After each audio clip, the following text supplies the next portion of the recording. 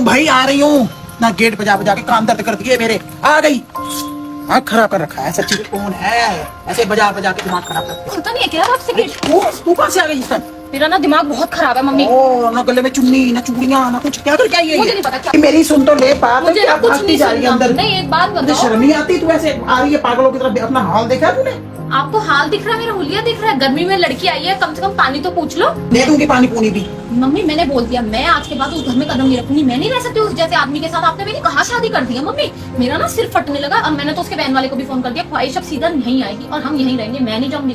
मेरा जो भी सामान है ना इस हफ्ते के अंदर अंदर लेके आना, बस। मुझे नहीं पता, मेरा दिमाग खराब हो इतना गया। बड़ा डिसीजन लेने से पहले तूने मुझसे या पापा से पूछा है? और दूसरी बात, जब तेरी हमने सगाई करी थी तब तो तूने बड़ी गप्पे मारी, तब तो तू घूमने भी चली गई उसके साथ, तब तो तू बड़ी तारीफें करती थी, आदमी बड़ा अच्छा है मेरा। और अब तेरी शादी को कितना टाइम हो गया और उसके बाद कभी शिकायत नहीं मिली? ससुराल बहुत अच्छी है और वन सवल्ले तूने कपड़े पहने, वन सवल्ले तूने ऐसे करी, कोई खाने की कमी नहीं, पहनने की कमी नहीं, कुछ रोक टोक नहीं। ऐसा कैसे अपा मच गया तुझे? हाल करके तू मेरे घर में मुंह उठा के आ गई। मैं भी कह रही कोई रोक टोक नहीं है, कोई मेरे ससुराल में कमी नहीं है, कोई मेरे सास ससुर में कमी नहीं है। मेरे को दिक्कत है बस मेरे आदमी से। क्या दिक्कत है? ना मेरी कोई बात सुनता, जैसे मैं चाहती हूँ वैसे नहीं रहता। वो कोई डमरू नहीं है कि तू डमरू बजाएगी तेरे हिसाब से। मर्द है वो, मर्दों की जिंदगी अपनी होती है थोड़ी सी। तो मम्मी मैं क्या हूँ फिर? मैं उसके क्या कठपुतली हूँ? जब वो कहेगा मैं वैसे करूँ। जो लेडीज होती है उसको थोड़ा बहुत समझौता करना पड़ता है, ऐसे नहीं होता है। मेरे से समझौते नहीं होते। मैं समझौता क्यों करूँ?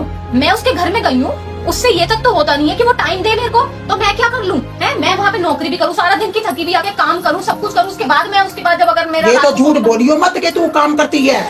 सवेरे 7 बजे तू निकलती है और 3 बजे तू घर पहुंचती है। कौन से काम रह जाते हैं? तेरी सास अकेली पिसती रहती है और उसने मेड रखी हुई है पूरी।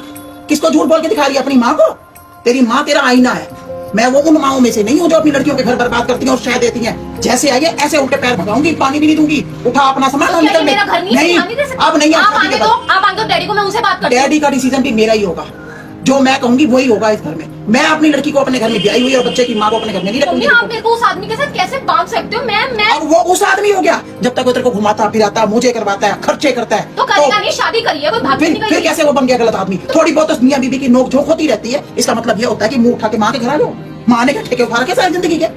लोगों के समाज में मैंने रहना भी है, दुनिया को जवाब भी देने हैं। तो आपने जो अगर दिक्कत कोई परेशानी होगी तो बेटी कहाँ जाएगी? बात करके होती है बातें, बात करके बात होती है। ये नहीं होता कि मुंह उठा के बैग उठा के आ जाओ बिना चुनी लिए, करना हाथों में कुछ ना, माथे पे बिंदी ना, कुछ ना लेना देना।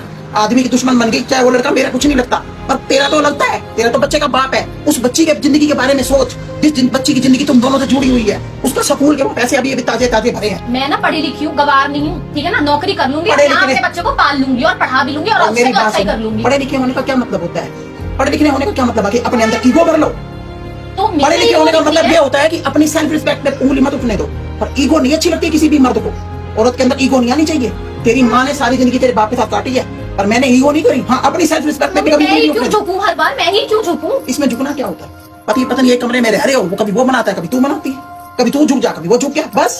क्या हो गया? 100 बार झुकती हूँ ना, तो उसमें से वो बंदा 50 बार भी नहीं झुकता, वो झुकता होगा 40 बार। तो 40 बार तो झुकता है। वो मर्द भी होते हैं जो छित्तर मार के घर से निकाल देते हैं। तू तो खुद घर छोड़ के आ गई, भरी थाली को मार के लात आई है तू वहां से। गहनों में उन्होंने लदा रखा है तेरे को, अच्छे से अच्छा कपड़ा तू पहन के हर महफिल में तू सजी पड़ी होती है। पार्लर में तुझे मना नहीं, कहीं आने जाने की तुझे मना नहीं, स्कूटियों में तू ऐश कर रही है, मोजो गाड़ियों में तू घूम रही है। और क्या चाहती है दुनिया में तू? तेरे तलवे चाटे पैर के नीचे बैठ के वो मेरे घर से निकलने, मेरे घर में जगह नहीं, अपना बोरी बिस्तर उठाओ, निकलो यहाँ से।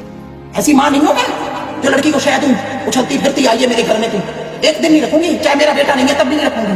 अगर मेरा लड़का नहीं है ना, दो मेरी बेटियां, मैं तब भी नहीं रखूंगी तुझे। बहू बेटियों वाले घर में ऐसे काम नहीं होते। वो माएं और होंगी जो गंदे संस्कार देती हैं अपनी बेटियों को, वो मेरे बस की नहीं है।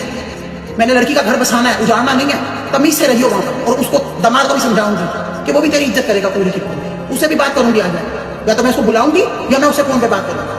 पर मुझे तमाशा नहीं बनाना, घर नहीं खराब करना, ना मुझे बच्चे की जिंदगी खराब करना। बच्चा वही रहेगा, नहीं पढ़ेगा। ये मेरा लाभ इसी तरह निकल ले मेरे।